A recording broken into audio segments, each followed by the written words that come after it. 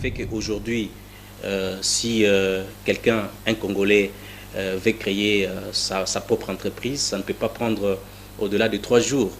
Alors, et à un prix tout à fait donc revu au rabais.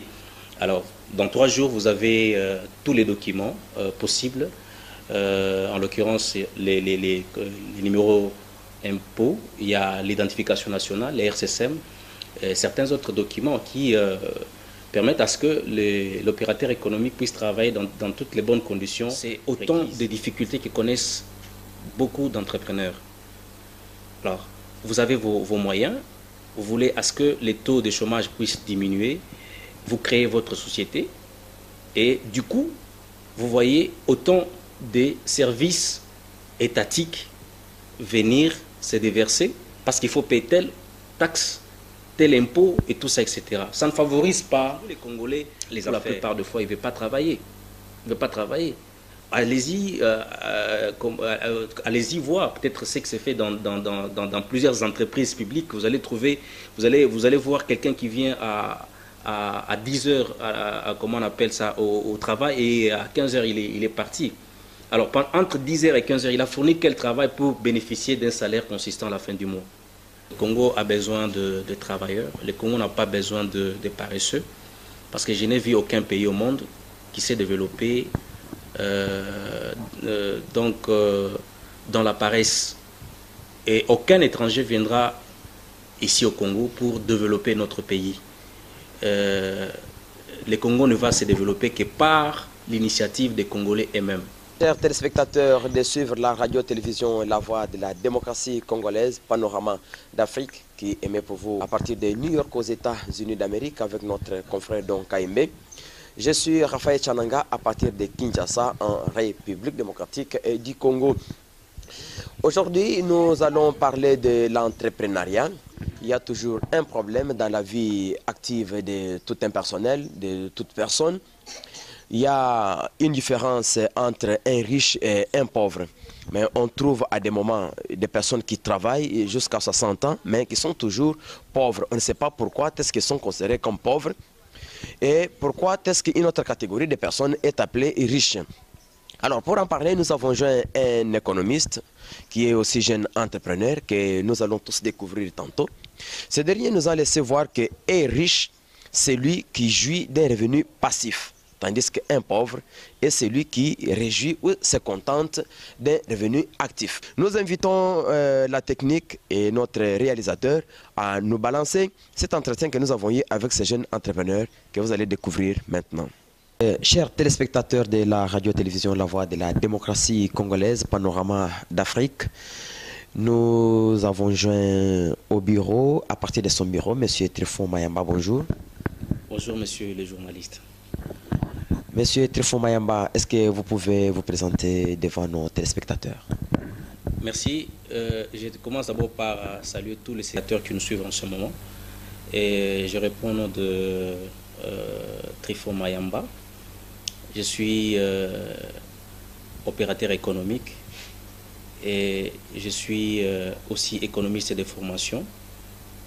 Je fais mes études universitaires à l'université de Kinshasa, aux facultés des sciences économiques et de gestion, option commerce extérieur. Et pour l'instant, je suis consultant chez e-Service Consulting DRC. C'est une société qui s'est spécialisée dans beaucoup de choses, beaucoup de domaines, donc liés au tourisme. Alors c'est d'abord la vente des billets d'avion nationaux et internationaux, la facilitation des visas pour les expatriés qui veulent venir au Congo pour le travail, pour le tourisme, aussi bon, peut-être pour une mission assez temporaire. Il y a aussi la facilitation de visas pour tous les Congolais qui veulent aller à l'étranger, c'est-à-dire dans presque tous les États du monde entier. Donc, e-Service s'occupe d'eux pour leur faciliter des visas des sorties. Et en plus de cela, je suis aussi un opérateur économique à part entière. Parce qu'à un certain moment, on a eu l'idée d'entreprendre aussi dans certaines activités liées au tourisme. Donc c'est pour ça qu'on a créé Big Consulting. Voilà, donc ça c'est un peu d'une manière brève ce que nous sommes. Voilà, Monsieur Trifon Mayamba, c'est du moins la deuxième partie qui nous intéresse. Vous êtes entrepreneur, opérateur économique et directeur général de Big Consulting. Alors, avec vous, nous allons parler sur l'entrepreneuriat. L'entrepreneuriat, juste c'est pour dire comment est-ce qu'on peut devenir entrepreneur en République démocratique du Congo. Merci de la question. Aujourd'hui, devenir entrepreneur en République démocratique du Congo n'est plus un mystère comme c'était auparavant. Parce qu'il fallait beaucoup de formalités, il fallait beaucoup de tracasseries administratives et tout ça.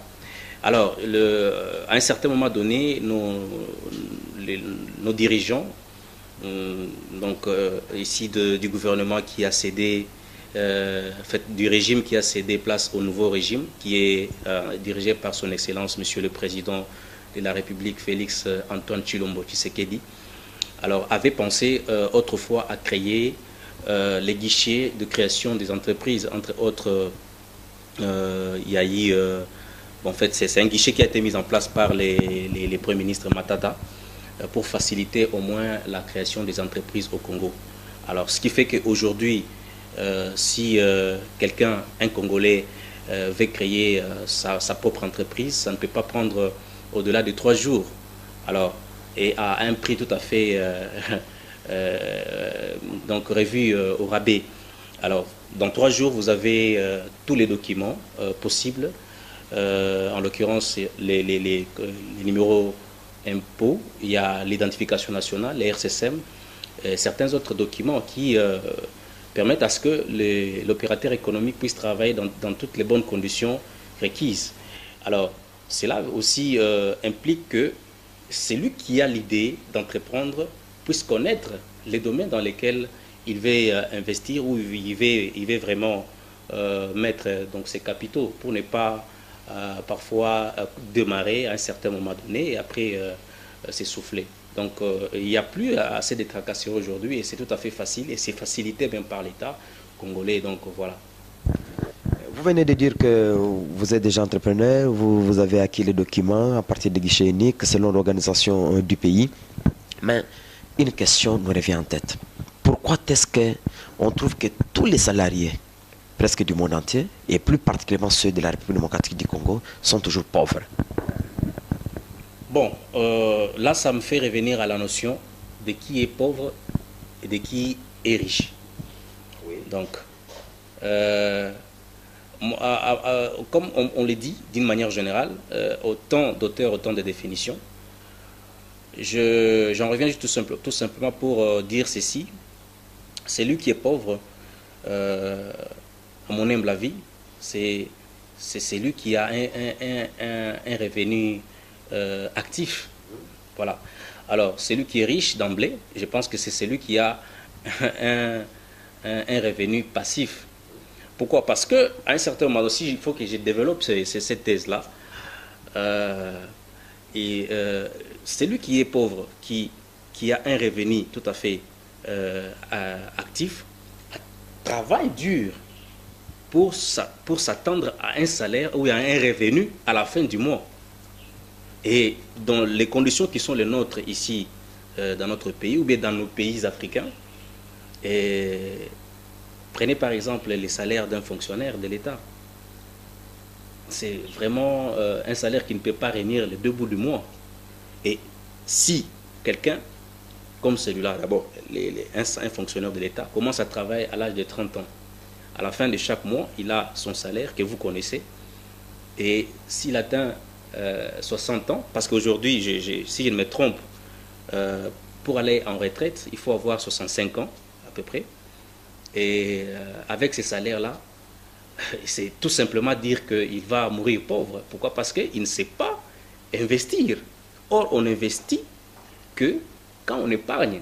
Mais dites-moi, avec un salaire parfois de 300 000 francs congolais, ici dans notre pays, comment est-ce que quelqu'un peut parvenir à épargner c'est-à-dire à consommer, et les restants de ces revenus doivent être épargnés. Comment est-ce qu'il va épargner avec 300 000 francs? Autant on a des dépenses pour les loyers, autant on a des dépenses pour les soins médicaux, autant on a des dépenses pour les enfants qui vont à l'école. Dieu merci aujourd'hui, avec la gratuité de l'enseignement à l'école primaire, il y a quand même un nouveau souffle, un nouveau vent, mais cela ne permet pas de résoudre tous les problèmes, tous les besoins sociaux. Alors, tous les besoins vitaux, c'est tout à fait compliqué. Et vous comprenez que quand quelqu'un travaille comme ça, garde ces rythmes-là, en tout cas, il va tout droit vers la pauvreté. D'où la création d'une petite et moyenne entreprise pour subvenir aux besoins. Effectivement, parce que est riche aujourd'hui, c'est lui qui pense à créer. Donc, quand il crée, il y a autant d'activités, il y a autant de domaines où les gens peuvent préférer investir, mettre leurs capitaux. Bon, d'aucuns peut-être pourraient me poser la question de savoir, mais comment est-ce qu'on peut commencer? Effectivement. Donc, avec une base zéro. Bon, c'est tout à fait une problématique dans notre pays aujourd'hui. Et je crois très bien que les chefs de l'État y ont répondu la fois passée, quand on a organisé les centres Makutano, où plusieurs entrepreneurs, plusieurs investisseurs se sont rencontrés pour pouvoir un peu stigmatiser les problèmes ou les difficultés qui caractérisent donc, notre société, donc notre sphère économique, afin de pouvoir permettre à ce que les gens puissent avoir d'abord accès à des capitaux sous forme de prêts, des structures quand même bien organisées, qui peuvent permettre à ce que les entrepreneurs puissent asseoir leurs entreprises. Parce qu'on ne peut pas aussi n'avoir rien et puis entreprendre. Il faut toujours commencer par quelque chose, avoir de moyens pour pouvoir, comment on appelle ça, investir dans tel ou tel autre domaine. Ça, c'est d'abord un très grand problème dans nos pays. Et cela veut dire que aujourd'hui, si vous entreprenez dans telle ou telle autre activité, vous pouvez employer des gens, parce que ça crée les effets boule de neige. Voilà, selon les économistes. C'est-à-dire que vous employez les gens, c'est une main-d'œuvre que vous employez, et vous êtes là à attendre que les gens travaillent, qu'ils donnent le meilleur d'eux-mêmes pour qu'il y ait un rendement à la fin comment on appelle, du mois et tout ça, etc. Donc cela veut dire que cela implique aussi une certaine énergie. C'est vrai que bon, on crée sa propre société, on est patron, effectivement, etc., etc. C'est une façon de créer des richesses. Quand on entreprend, quand on crée une entreprise, on crée des richesses. Je n'ai pas vu aujourd'hui un fonctionnaire de l'État riche au monde. Il n'y en a pas. Aucun. Il n'y en a pas. Vous pouvez prendre Bill Gates. C'est quelqu'un qui est compté parmi les milliardaires du monde. Mais il œuvre au sein de sa société, donc de son entreprise qu'il a créée. Je prends l'exemple du Saoudien, le prince Al-Walid bin Talal. C'est quelqu'un qui a créé ses propres entreprises. Il est parti d'une entreprise et il en a créé d'autres. Aujourd'hui, c'est toute une fortune qui... Mais pour y arriver, il faudra aussi une capacité managériale dans le cadre de la publicité. Mais lorsque nous savons que c'est aussi un peu rétréci au niveau des télévisions ou des radios, trop peu sont ceux-là qui suivent la télévision, qui suivent la radio et qui s'intéressent aux produits vantés par les télévisions et les radios. Alors, en ce moment-là, quelles mesures prendre si on a son entreprise et l'entreprise est en train de produire, quelles mesures prendre pour arriver à faire connaître par exemple son produit et l'écouler facilement? Oui, ça c'est l'aspect commercial. Hein. Ça c'est l'aspect commercial. Bon, une société qui se veut commerciale ne peut pas évoluer sans pour autant faire aussi des publicités. Donc il faut que l'entreprise se fasse connaître auprès des consommateurs. Il faut que les consommateurs sachent que là-bas, il y a telle entreprise qui s'est spécialisée dans tel ou tel autre domaine. Sans pour autant vous couper la parole, je prends l'exemple d'un savon ou d'un parfum. Je n'ai jamais vu quelqu'un envier un parfum parce qu'on l'a présenté à la télé. Mais c'est parce que j'ai été à vos côtés, mais je dis, mais je sens un peu d'odeur. C'est quoi ça? Vous allez me dire, c'est tel. Et moi, je peux courir, acheter aussi. Vous voyez que c'est presque une campagne froide qui s'est faite par rapport à la campagne active qui s'est faite dans les médias. Alors, aujourd'hui, vous avez une entreprise. Comment est-ce que vous pouvez facilement gagner? Il y a certains produits qui d'eux-mêmes peuvent se faire connaître. Par exemple, un travail bien fait, même si on n'a fait aucune publicité, il doit se faire connaître de soi-même. Mais je pense que pour beaucoup plus de visibilité sur terrain, il faut que dans une entreprise ou bien dans un établissement qui se veut commercial, qu'il y ait un département commercial. Aujourd'hui, nous avons par exemple la SNEL. La SNEL, c'est une société étatique. Et on reconnaît que cette société comment on appelle, s'active à pouvoir desservir la population en énergie électrique. Mais est-ce que c'est pour autant dire que la SNEL doit faire une publicité? Parce que c'est connu de tout le monde. Mais effectivement, oui, parce que quand vous allez à la SNEL, il y a un département commercial. Vous allez voir, parfois, quand il y a des matchs, faits des émissions, par exemple, télévisées, des grandes émissions télévisées, vous allez voir une équipe commerciale descendre sur place pour pouvoir, en fait, parler de la société et donc de faire une visibilité donc, un peu palpable. Donc, cela doit aussi être une habitude dans chaque société, dans chaque entreprise qui est créée, qui ait au moins un petit département pour pouvoir normalement rendre visibles les produits. Parce que normalement, on ne peut pas aussi évoluer tacitement ou bien d'une manière un peu cachée quand on évolue dans une société commerciale. À moins que l'on soit peut-être dans une société, dans une ONG philanthropique, hein, donc qui ne veut pas qu'on fasse des publicités. Parce que, bon, en fait, de toute façon, ils se disent, quand on fait du bien à quelqu'un, c'est Dieu qui récompense, c'est Dieu qui voit. Mais quand on est dans une société commerciale, en fait, pour vendre son produit, moi, je pense que c'est mieux. C'est mieux que les départements commerciaux soient vraiment actifs. Chers téléspectateurs, nous sommes en train de parler avec Tirfon Mayamba, un économiste, et nous parlons sur l'entrepreneuriat. La question est de savoir comment peut-on s'épanouir en devenant chef de petites et moyennes entreprises. Et pour cela, nous avons Tirfon Mayamba qui est économiste et qui est entrepreneur. Monsieur Tirfon, le système économique congolais est émaillé de plusieurs taxes. Comment est-ce qu'un chef d'entreprise peut parvenir à surmonter toutes ces taxes afin que l'entreprise progresse? Oui, c'est autant des problèmes que connaissent les entrepreneurs aujourd'hui. Nous savons que le taux de chômage d'abord est très élevé dans notre pays et c'est aussi comment on appelle ça, les chevals de bataille aujourd'hui avec le nouveau gouvernement qui a été mis en place par le Premier ministre. Alors, je crois que c'est autant de difficultés que connaissent beaucoup d'entrepreneurs.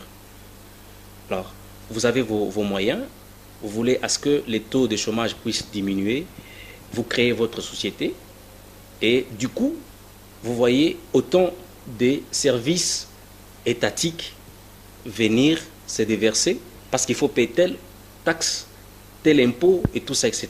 Ça ne favorise pas les affaires. Alors, dans un climat des affaires très apaisé, bon, là, je suis très content parce que ça a été aussi une partie de mon mémoire. Alors, quand j'ai parlé, j'ai imploré à ce qu'il y ait un assainissement comment on appelle ça, du monde des affaires donc, dans notre pays, c'était que, bon, en fait, on ne sait pas vraiment aller de l'avant quand on a créé sa société. À un certain moment donné, on se souffle, on perd les souffles, on s'arrête parce qu'il faut payer telle taxe, il faut payer tel impôt, il faut payer ceci, cela et tout ça, etc. Bon, parce que quand vous ne payez pas, vous allez voir un certain matin, les agents, comment on appelle, voilà, etc.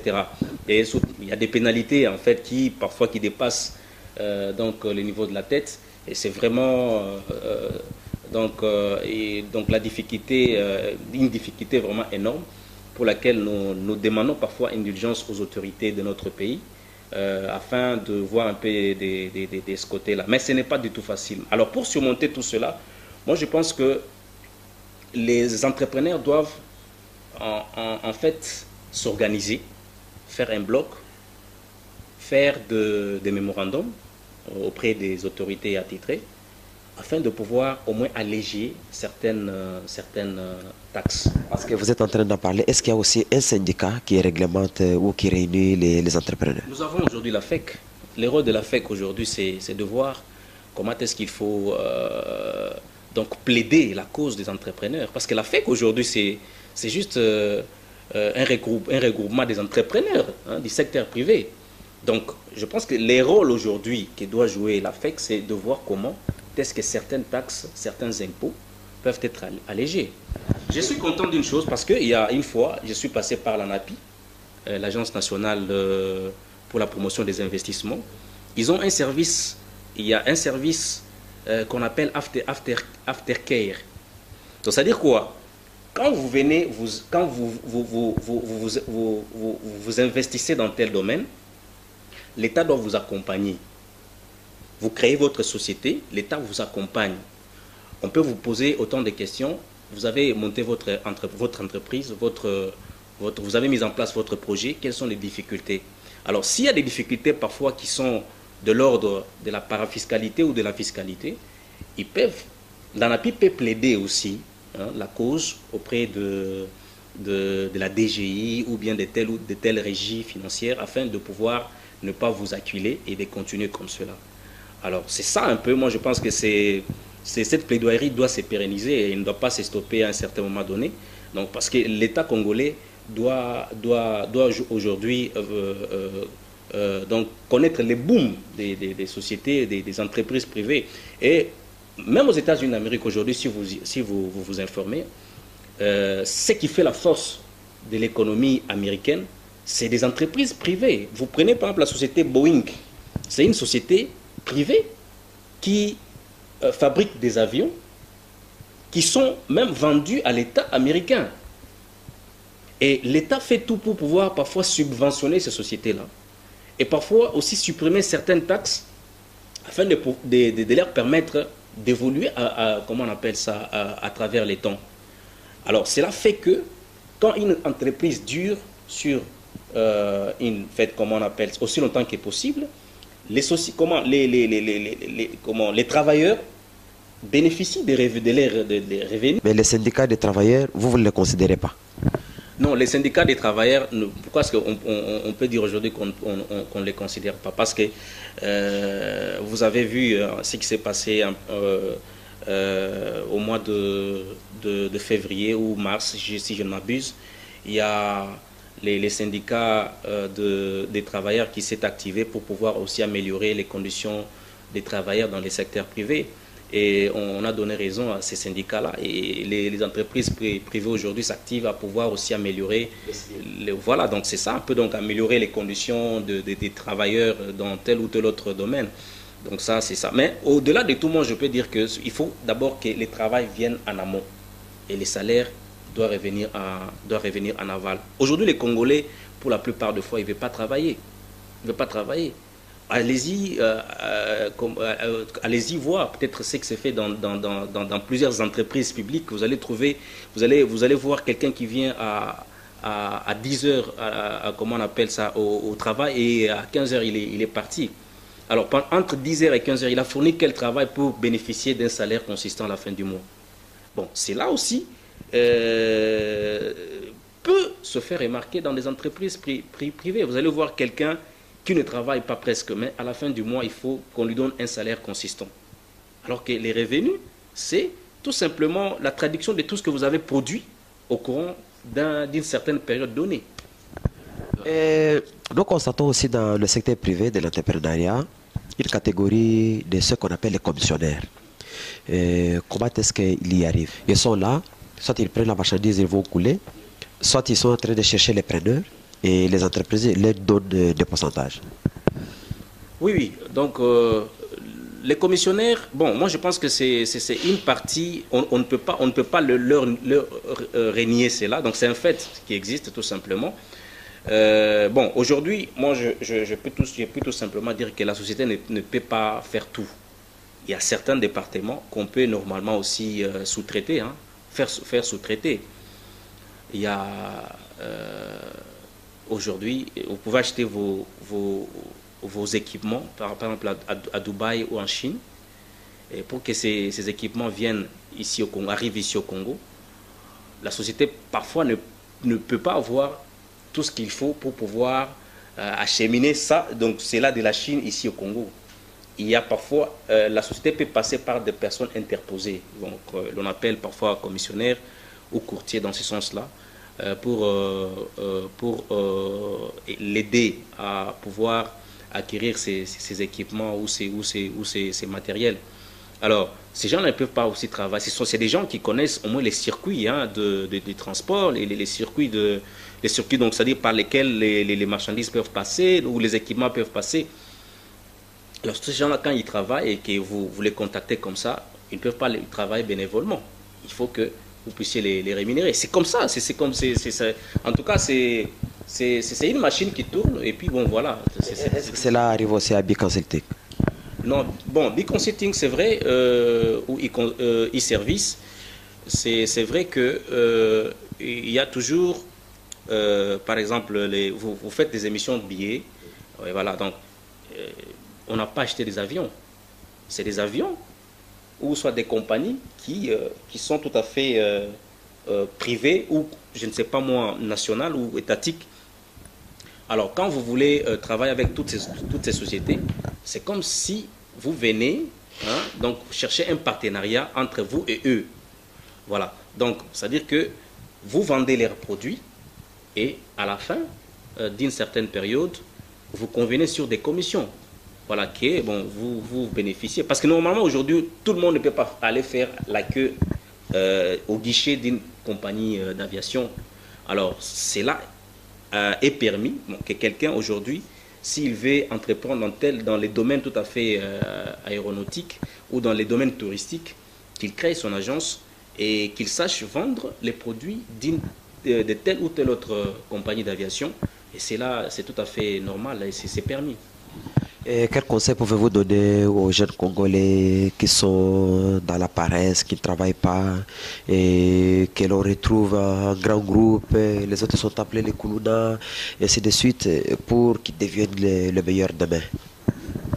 Le Congo a besoin de bosseurs, le Congo a besoin de travailleurs, le Congo n'a pas besoin de paresseux, parce que je n'ai vu aucun pays au monde qui s'est développé dans la paresse. Et aucun étranger viendra ici au Congo pour développer notre pays. Le Congo ne va se développer que par l'initiative des Congolais eux-mêmes. Si les étrangers peuvent venir ici au Congo, c'est juste en termes d'appui, tout simplement. Voilà. Alors, j'ai pu donner l'exemple de la Chine. Donc, la Chine s'est développée par les Chinois eux-mêmes. Pourquoi? Parce que les Chinois ont compris à un certain moment donné que, bon, nous sommes un pays sous-développé, et puis voilà, nous n'avons pas d'infrastructures viables, nous n'avons pas une économie qui puisse faire concurrence avec les autres économies du monde. Et la première des choses, c'est que les Chinois se sont conscientisés. Ils se sont conscientisés, ils ont étudié. Les Chinois sont allés étudier en Europe, aux États-Unis, et par après, ils sont revenus au pays pour pouvoir développer leur économie. Voilà, donc c'est les modèles chinois. Vous pouvez aussi prendre les modèles thaïlandais. C'est la même chose. Les modèles japonais, c'est la même chose. Imaginez-vous qu'en 1945, lorsqu'on détruisait l'économie japonaise, on a détruit les deux provinces viables, Hiroshima et Nagasaki. Donc, les Japon étaient par terre. Mais qu'est-ce que les Japonais ont fait pour qu'aujourd'hui l'économie japonaise soit comptée parmi les grandes économies du monde? C'est par le travail. Nous, Congolais, nous devons aimer le travail. Nous ne devons pas aimer la facilité. Nous ne devons pas aimer les libéralités. Donc, il faut beaucoup travailler. Il faut beaucoup mettre en valeur notre terre. Parce qu'aujourd'hui, je suis très content que certains gouverneurs le comprennent. J'ai vu son Excellence, Monsieur le gouverneur de la province du Haut-Katanga, qui a compris que ça ne sert à rien de pouvoir s'attarder sur les minéraux. Parce que les minéraux, à un certain moment donné... Et ça a été aussi relayé par le chef de l'État lors de son séjour en Belgique. Effectivement. Cette philosophie, elle est vraiment capitale. J'ai vu les chefs de l'État qui s'est penché sur ça, et qui a considéré les minéraux comme une source tarissable. C'est-à-dire, vous pouvez exploiter les minéraux, les gisements des minéraux peuvent tarir, mais la seule chose qui ne peut pas tarir, c'est la terre. La terre, elle est là. Elle nous donne tout ce que nous avons aujourd'hui. Du lait, du miel, tout ça, etc. Et c'est même comment on appelle ça? C'est même la doctrine des physiocrates. Les économistes physiocrates défendent la thèse selon laquelle il faut cultiver la terre pour avoir toutes les richesses. Bon, bien sûr, aujourd'hui, quand vous allez chez les économistes, vous allez trouver les mercantilistes et qui défendent la thèse du commerce. Et bon, voilà, pour devenir riche, il faut faire les commerces et tout ça, etc. Mais les physiocrates, ils développent la thèse de la terre. Que, bon, avant de faire les commerces, il faut d'abord cultiver la terre. Il faut cultiver la terre, produire et aller vendre. C'est ça un peu. Donc, le phénomène aujourd'hui qui sévit, c'est aujourd'hui, donc c'est vraiment un phénomène parfois qui est lié à la délinquance juvénile, parce que peut-être à un certain moment donné, la jeunesse a été abandonnée. La jeunesse n'a pas été à l'école et tout ça, bon, ça a donné tout ce que nous connaissons aujourd'hui, Kuluna, les phénomènes Kuluna, les banditismes et tout ça, etc. Bon, il faut aussi reconnaître que ce n'est pas seulement dans notre pays, mais c'est un phénomène qui existe dans bien de pays. Donc, mais en tout cas, la pression qu'a aujourd'hui, ou soit les dimensions ou soit la tournure que ce phénomène a pris aujourd'hui, c'est vraiment une tournure suicide. Pourquoi? Parce que le pays de demain ne sera construit que par une jeunesse bien éduquée aujourd'hui. Si la jeunesse n'est pas encadrée, si la jeunesse n'est pas tout à fait orientée, moi je pense que demain on risque de regretter. Et les Congos de demain peut être ce que nous connaissons, c'est-à-dire que peut normalement c'est faillir, hein, donc par rapport à ce que nous connaissons aujourd'hui. Or, Mouzé Laurent Désiré Kabila, lorsqu'il est arrivé au pouvoir, il a créé les services nationaux. Les services nationaux, c'était un service de l'État qui devait normalement employer les sans-emploi pour donner un bon rendement dans tel ou tel autre domaine de la vie, dans tel ou tel autre aspect de la vie, afin que qu'il y ait une plus-value quand même dans beaucoup de domaines. Et je pense qu'on doit encore continuer à booster la jeunesse dans ce sens-là. Vous allez voir au bout d'un certain moment donné que si cette jeunesse-là est employée à quelque chose, ce phénomène-là va disparaître.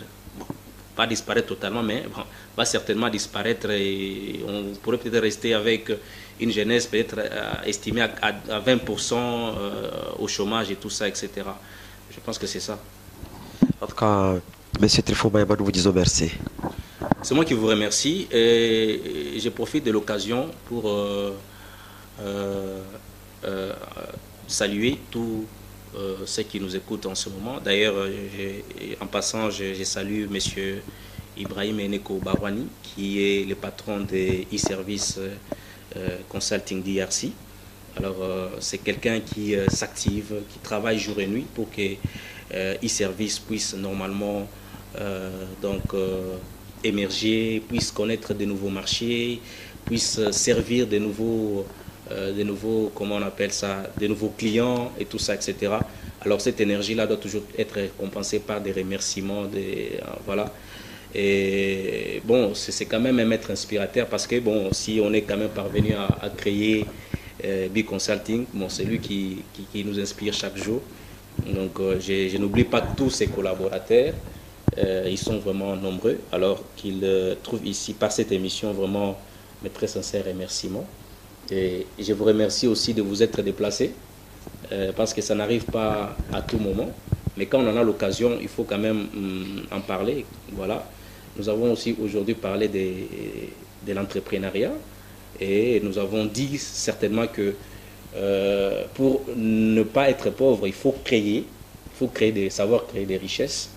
Et bon, c'est à cela que j'en appelle à la conscience professionnelle pour que la jeunesse puisse travailler. Si on veut vraiment que les Congos de demain puissent changer, puissent se développer, s'il faut vraiment que nous puissions avoir une économie forte qui puisse concurrencer certaines économies de l'Afrique et pourquoi pas les grandes économies du monde entier.